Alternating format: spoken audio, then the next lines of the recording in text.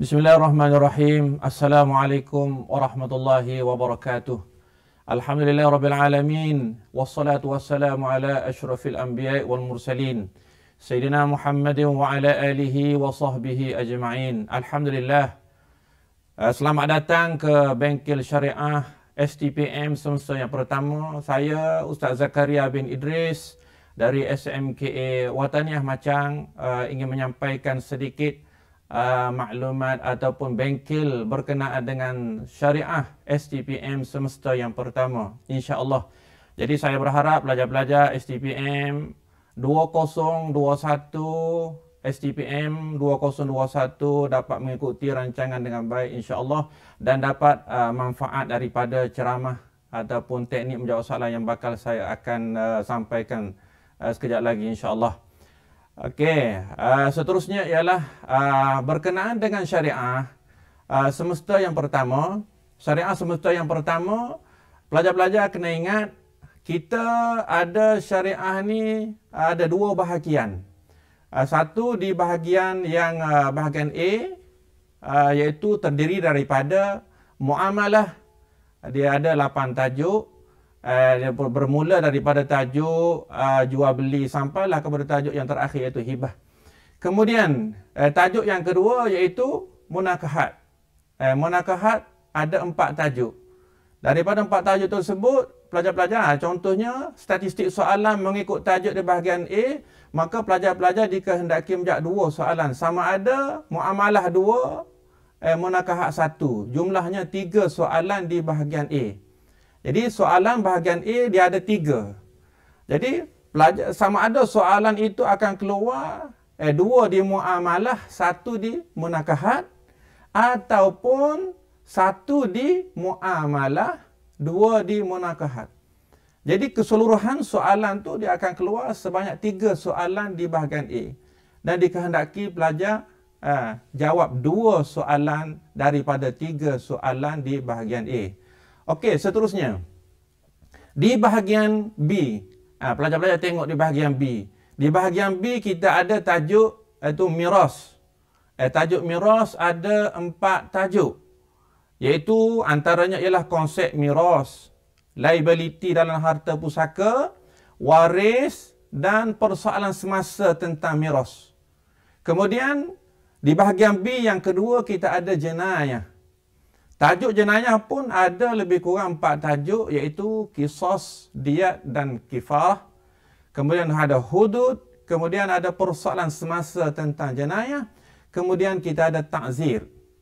Itu pun sama juga, okey. Kita tengok dia punya statistik soalan dia mengikut tajuk di bahagian B.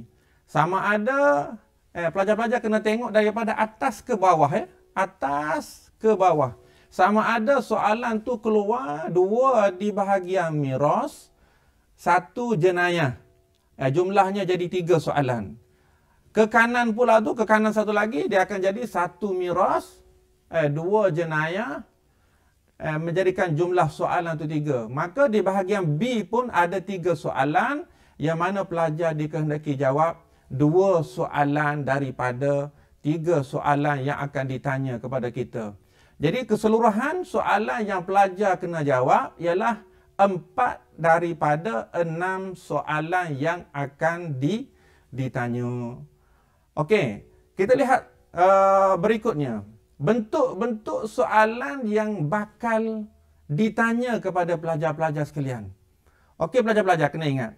Kalau kita melihat soalan nombor 1, soalan terdiri daripada 3 aras. Kita kena ingat peringkat STPM, kita ada 3 aras soalan. Iaitu kita ada bahagian A, kita ada B dan kita ada C soalan tu. Biasanya begitu. Soalan bentuk baru dia akan berbentuk A, B dan C. Kadang-kadang, saya nak kata kadang-kadang itu bukan semestinya, tetapi kadang-kadang soalan A itu pun dia dah pecah kepada 2. Kadang-kadang ada A1 Roman, A2 Roman. Begitu juga dengan B. B1 Roman, B2 Roman, C3 Roman, Begitulah seterusnya. Kadang-kadang dipecahkan begitu. Tapi hakikatnya soalan itu dia ada aras dia sebenarnya. Okey, apa dia aras dia soalan tersebut? Tengok nombor 2. Soalan pada aras A biasanya ialah arasnya pengetahuan dan pemahaman sahaja. Seperti hendaklah calon sebutkan. Soalan kena nyatakan, berikan dan seumpamanya. Kita lihat contoh dia. Kita tengok contoh. Contoh soalan yang berbentuk aras A, saya kata. Soalannya berikan, contohnya berikan pengertian khiyar beserta dalil. So, soalan suruh berikan saja. Maka, jawapannya ialah hanya mesti beri pengertian saja. Sudah dapat 2 markah. Begitu juga dengan dalil khiyar. Hanya beri saja dalil khiyar. Sudah dapat 2 markah. Okey, kita balik semula. Kemudian kita tengok kepada soalan seterusnya, bahagian B dan C. Bahagian B dan C, dia lebih kepada aras yang lebih tinggi sedikit. Yang kita panggil aras tu ialah aras sintesis.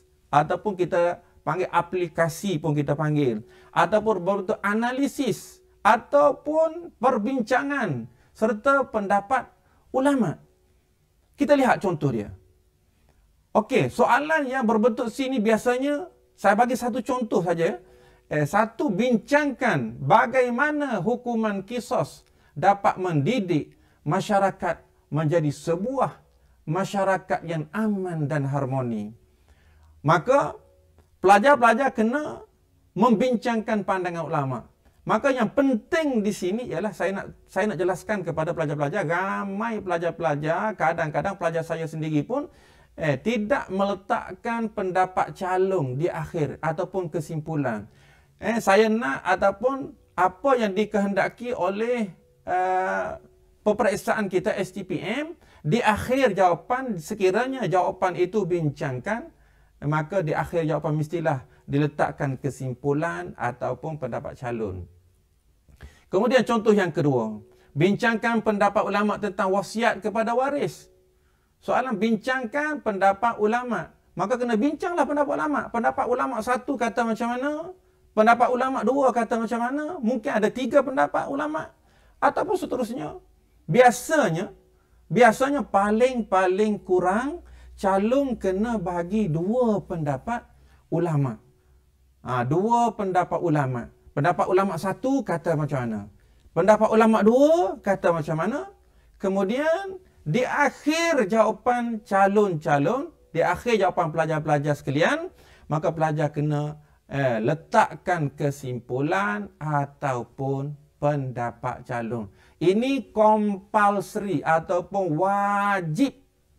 Calon kena bagi pandangan calon sendiri. Sama ada, biasanya pandangan calon ini bukanlah pandangan calon itu totally. Biasanya dia minta pandangan calon ini, calon hanya memberi pandangan ulama saja. Contohnya, saya bagi contoh pandangan calon. Bagi pandangan saya, ayatnya, bagi pandangan saya ataupun secara kesimpulannya, secara kesimpulannya, maka saya menyokong pendapat ulama yang pertama. Mungkin calon boleh jawab. Kerana apa saya menyokong ulama pertama? Kerananya begitu begini. Begitu ya jawapan calonnya. Seterusnya. Kemudian kita balik semula kepada soalan yang seterusnya. Okey. Soalan A, soalan B dan soalan C, dia ada kaitan tajuknya. Ada kaitan tajuknya. Dia tak akan tanya. Kalau soalan A itu tanya tentang riba, soalan B tanya tentang jual beli. Mungkin mustahil soalan begitu akan tanya. Sebab tu soalan A, soalan B dan soalan C, dia di bawah satu tajuk. Kalau tu tajuk jual beli, maka A, B, C berkaitan dengan jual beli. Kalau tajuk A itu tentang syarikat, maka B, C pun syarikat. Begitulah tajuk muamalahnya, jenayahnya, serta dengan mirasnya. Dia akan tanya tajuk yang ada kaitan dengan tajuk yang besar. Kemudian, saya nak tegaskan lagi di sini iaitu tentang dalil. Ini dalil. Calon-calon ataupun pelajar-pelajar sekalian, tentang dalil mesti tulis matan. Mesti tulis matan ayat ataupun matan hadis. Kerana dalil mesti kena tulis matan dia. Kalau calon-calon hanya menulis pengertian, dengar baik-baik. Hanya pengertian hadis sahaja akan diberi separuh daripada markah penuh. Kalau markah dalil itu 2 markah, maka kalau tulis pengertian dalil hadis hanya dapat 1 lah, separuh daripada markah penuh. Tetapi, ingat, dengar baik-baik. Tetapi kalau calon menulis maksud ataupun calon menulis makna ayat Al-Quran, maka kosong markah. Tak ada apa-apa markah. Itu kena beringat, kena buat peringatan kepada calon. Saya ulang sekali lagi, calon ataupun pelajar mesti menulis. Kalau dalil mesti menulis matan ayat ataupun matan hadis tersebut. Jangan tulis pengertian ayat Al-Quran. Kalau pengertian hadis, okeylah juga, bolehlah separuh daripada markah penuh. Okey, kemudian bentuk soalan, kita sambung slide yang berikutnya, iaitu bentuk soalan yang seterusnya. Okey, soalan yang berbentuk baharu begini, kita ada perubahan daripada zaman zaman sistem penggal dulu kepada sistem semesta. Sekarang ini, maka setiap soalan-soalan berasaskan kepada taksonomi Bloom. Iaitu dia ada aras pengetahuan, dia ada aras pemahaman, dia ada aras aplikasi, dia ada aras analisis, sintesis dan penilaian. Okey, apa itu dikatakan aras-aras ini? Kenapa kita kena faham tentang aras soalan? Okey, calon-calon, cuba lihat yang atas sekali. Calon tengok yang atas sekali, iaitu aras pengetahuan. Aras pengetahuan biasanya dia suruh pilih. Pilih, ataupun soalan dia berbentuk siapakah, ataupun soalan dia tanya bilakah, ataupun berikan dan lain-lain. Contoh soalan yang dia akan mulakan dia punya kata kunci. Kata kunci saya akan ceritakan selepas daripada ini, insya-Allah. Okey, aras yang kedua iaitu aras pemahaman. Aras pemahaman biasanya soalan akan tanya apa? Contoh macam huraikan. Okey, terangkan, seterusnya. Ataupun mengapa. Kan? Kemudian dia tukarkan. Dan lain-lain.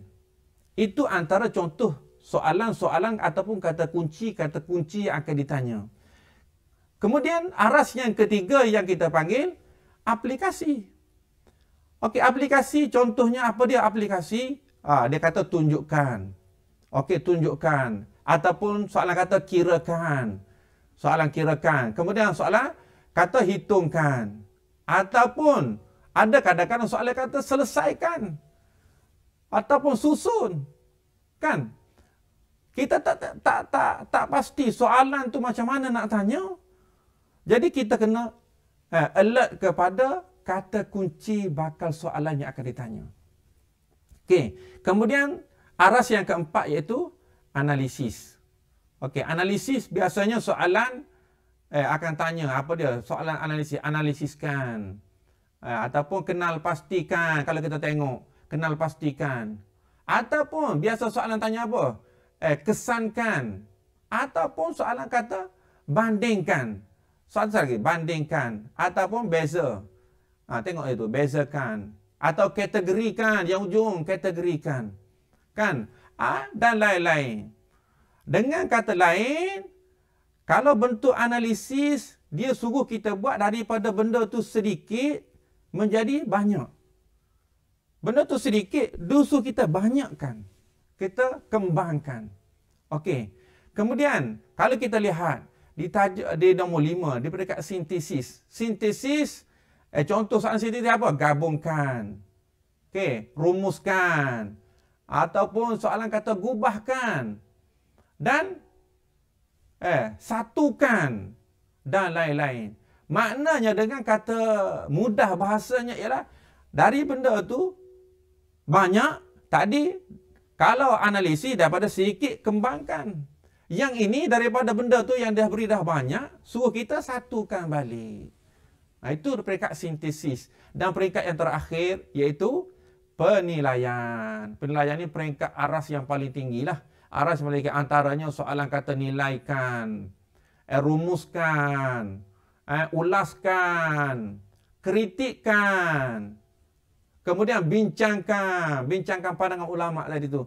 Itu kalau bincangkan tu dah ada peringkat yang paling tinggi. Jadi calon-calon mesti kena alert lah tentang kata kunci setiap aras yang akan ditanya. So kalau kata kunci soalan begitu, arasnya di mana? Contoh kata pengetahuan, arasnya di mana? Pemahaman, arasnya di mana? Aplikasi di mana? Analisis di mana? Sintesis dan seterusnya yang terakhir ialah aras yang paling tinggi dari peringkat penilaian. Okey, kemudian kita cuba lihat satu persatu. Okey, kita lihat satu persatu. Faham. Yang saya nak kata sini, saya nak tekankan kepada calon kena faham kata kunci dan kehendak soalan. Di sini saya nak cuba tekankan kepada calon cuba faham kata kunci. Okey. Setakat ni bila saya merujuk kepada soalan-soalan STPM yang dah keluar lah tahun-tahun lepas. Saya rujuk kepada soalan yang 2013 sampailah kepada STPM 2020 semester 1. Okey, kenapa saya kata saya rujuk kepada soalan 2013? Kenapa saya tak kata rujuk tahun 2012 ke, 2000 ataupun ke bawahnya lagi? Kerana kita kena faham calon-calon STPM ataupun pelajar-pelajar sekalian bahawa 2013 lah bermulanya sistem baru kita iaitu sistem semester STPM. Maka bila begitu, soalan yang sistem baru ini dia agak berlainan dengan sistem yang lama, sistem penggal dulu. Kalau sistem penggal dulu mungkin ada A dan B saja. Macam saya cerita di awal tadi. Peringkat baru ini, STPM yang sistem semester ini, dia soalan itu dia ada A, B dan C. Okey, baik. Kita balik kepada fahaman tadi. Faham kata kunci ataupun kehendak soalan tadi. Okey, yang pertama. Cuba lihat yang pertama. Soalan saya tengok setakat ni lah. 2013 sampailah 2020. Biasanya kata kunci ini, soal yang pertama saya dapat simpulkan di sini ialah soalan akan tanya apakah? Ataupun kata kuncinya nyatakan. Ataupun kata kunci kata namakan. Hanya namakan. Ataupun kata kunci kata tuliskan saja. Ataupun berikan. Maka jawapan calon, jawapannya saya nak jawapan yang ringkas, padat dan tidak perlu kepada huraian, hujah ataupun alasan. Calon-calon hanya memberi saja apa yang diminta dalam soalan. Contoh saya kata contoh yang saya tulis apa ni? Contoh soalannya nyatakan rukun-rukun jual beli. Soalan kata nyatakan rukun-rukun jual beli. So jawapan yang calon kena jawab hanya nyatakan saja. Yang pertama mesti ada penjual, mesti ada pembeli, mesti ada harga, mesti ada barang, mesti ada ijab dan qabul ataupun sirah. Tak perlu kepada syarat ke, nyatakan apa, huraian ke apa, tak perlu. Hanya beri saja, nyata saja. Calon tak perlu kepada huraian. Apabila soalan, kalau kita faham kehendak soalan, apakah, nyatakan, namakan, tuliskan, berikan, hanya beri saja, nama saja. Tulis saja, tak perlu kepada huraian. Kerana apa saya kata begitu? Kalau calon tulis huraian, salah ke? Tak salah. Tapi kita kena ingat, kita dah membazir masa untuk kita menulis jawapan yang panjang. Sedangkan jawapan nak pendek, kita tulis panjang. Maka kita akan membazir masa di situ. Sedangkan apa yang kita tulis tidak dinilai. Itu yang kita kena rancang betul-betul untuk peperiksaan kita. Sebab masa yang diberikan, calon-calon kena ingat masa tak panjang. Saya akan cerita balik masa. Okey. Cuba lihat yang kedua. Kata kunci yang kedua. Kalau calon-calon tengok, itu kategori yang pertama tadi yang atas tadi, kategori yang pertama yang atas. Ini saya letak kategori yang kedua. Kategori yang kedua, biasa soalan kata, dah, terangkan. Ini tinggi sikit dia punya level. Kalau kita tengok soalan yang belum tadi, dia peringkat yang kedua atau peringkat yang ketiga. Terangkan. Ataupun soalan kata huraikan. Ataupun soalan suruh kita jelaskan. Ini biasa kata kunci. Saya letak satu kategori ni kerana apa? Dia lebih kurang sama saya. Walaupun saya kata kalau kata nak detailkan lagi, memanglah adalah dia punya penjelasan yang lebih detail. Cuma saya nak bagi mudah kepada calon-calon atau nak bagi mudah kepada pelajar-pelajar menjawab. Kalau soalan terangkan, kalau kata soalan huraikan, kalau soalan tu suruh jelaskan, maka apa yang calon kena buat, itu kena tengok. Kena hurai. Kena hurai, kena jelas dengan ada fakta. Dan huraian. Mesti ada fakta, mesti ada huraian.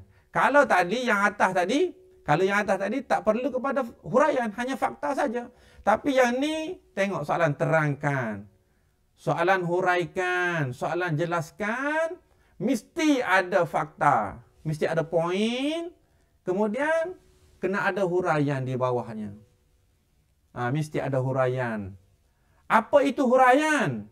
Cuba tengok dalam kurungan yang saya buat. Huraian biasanya ialah kita menyokong fakta kita. Kalau kita tulis apa fakta kita, kita menyokong fakta tersebut. Ataupun antara disebut huraian juga ialah kita memberi contoh.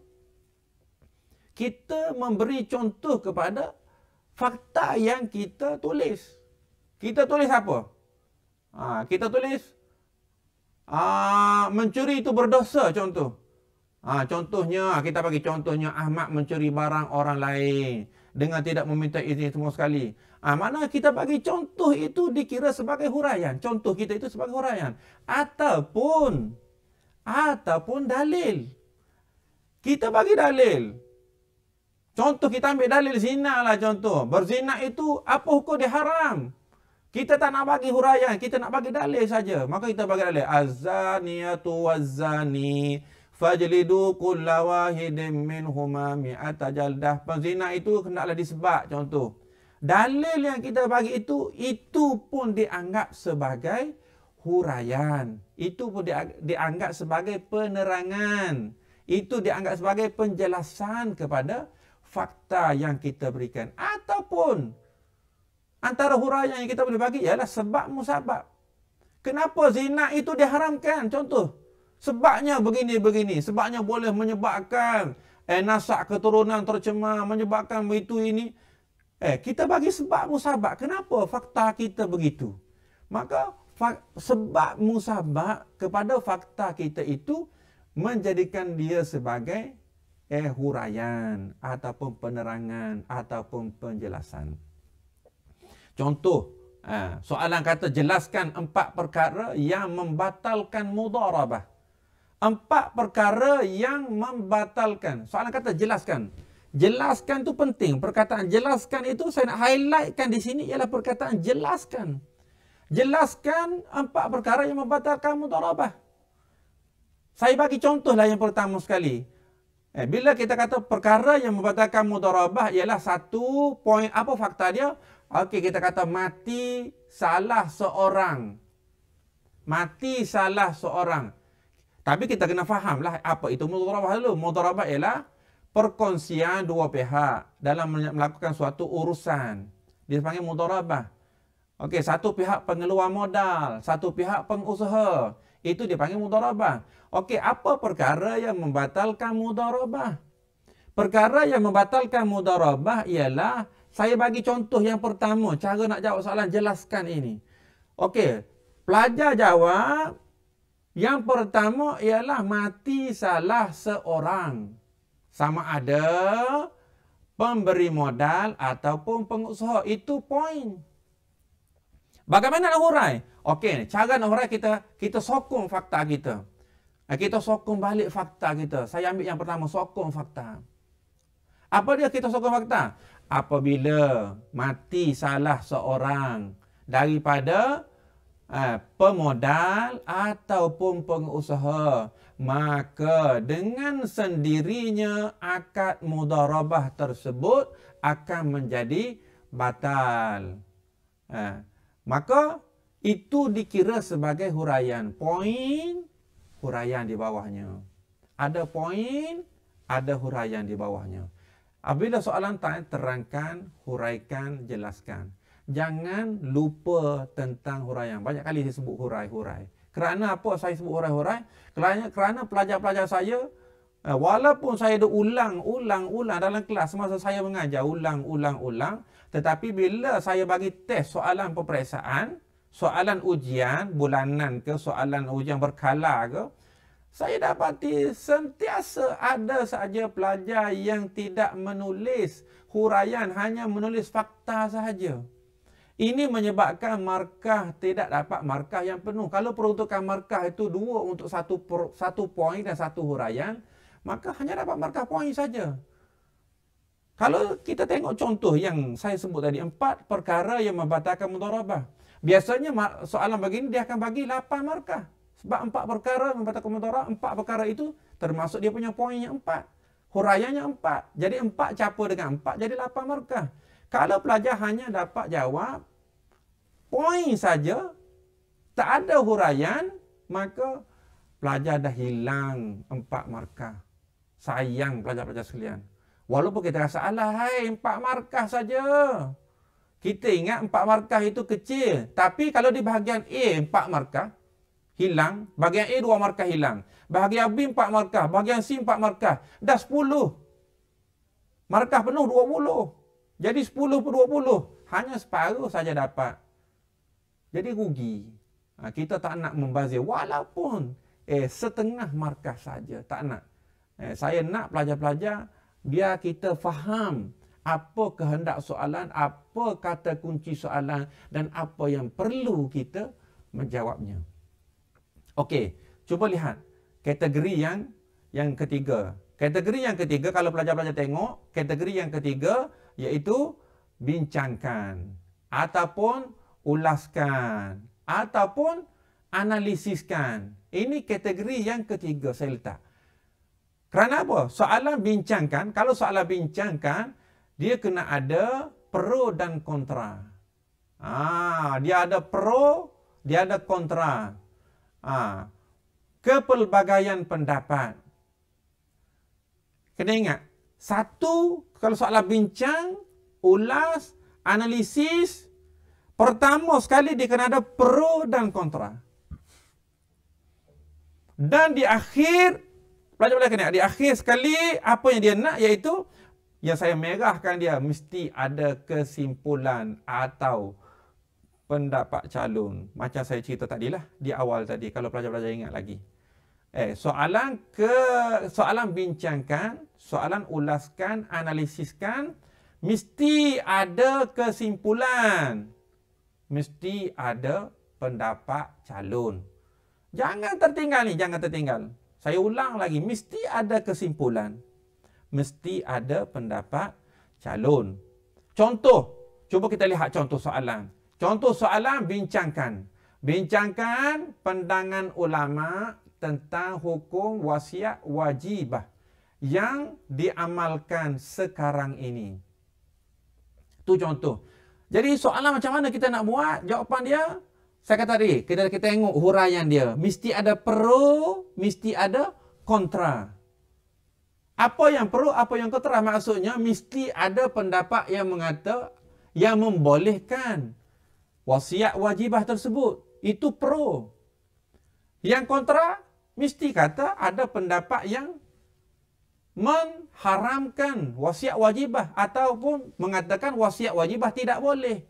Satu pendapat kata boleh, satu pendapat kata tidak boleh. Yang pro kata boleh, yang kontra kata tak boleh. Okey, boleh faham calon? Atau pelajar-pelajar sekalian? Itu perkara yang pertama. Kemudian, apa lagi perkara yang kedua kena ada? Setiap soalan bincang, soalan ulas, soalan analisis. Satu tadi kata pro, ada kontra. Kemudian dia kata boleh, pro tu boleh, kontra tak boleh. Okey, dia kata boleh, apa alasan dia kata boleh? Mesti kena ada alasan, mesti kena ada sebab musabab, mesti ada dalil, hujah-hujah dia yang dia kata boleh. Kemudian dia kata tak boleh. Berikutnya, kalau dia kata tak boleh, apa dia punya sebab musabab? Apa dia punya hujah dalil dia? Apa dia punya alasan dia kata tak boleh? So, itu nama dia perbincangan ulama. Itu nama ulasan. Itu nama dia analisis. Kemudian jangan lupa, di akhir, selepas kita bincang, kata pendapat kata boleh, pendapat kata tak boleh, di akhir sekali pandangan calon. Pada pandangan saya, ataupun secara kesimpulannya, saya menyokong pendapat yang mengata boleh. Kerana apa wasiat wajibat ini berguna, dapat memberi manfaat kepada. Itu hal pelajar sekalian. Nak tulis macam mana pun, itu pandangan anda. Yang penting anda kena bagi pandangan anda ke dalam jawapan yang kita dah bincangkan pandangan ulama tersebut. Okey, saya harap pelajar-pelajar boleh faham. Boleh faham. Kemudian, kata kunci yang berikutnya. Kita lihat kata kunci yang berikutnya. Seterusnya. Okey, dia ada. Dan yang keempat, saya letak kategori yang keempat iaitu bezakan. Okey, bezakan. Kalau soalan tu tak suruh kita bezakan, maka apa yang perlu kita jawab ialah perbezaan sahaja. Jawab perbezaan sahaja. Kalau boleh calon-calon atau pelajar-pelajar sekalian, kalau boleh, bukan kalau boleh. Pada saya kena buatlah, kena buat senang pelajar-pelajar atau calon-calon buat kotak. Satu kotak sebelah kiri apa dia? Contoh soalan dia, jelaskan dua perbezaan antara jual beli salam dengan jual beli istisna. Contoh soalan. Okey, buat kotak senang, buat kotak. Tak ada masalah. Kita pergi ke SPM, tak ada masalah. STPM tak ada masalah.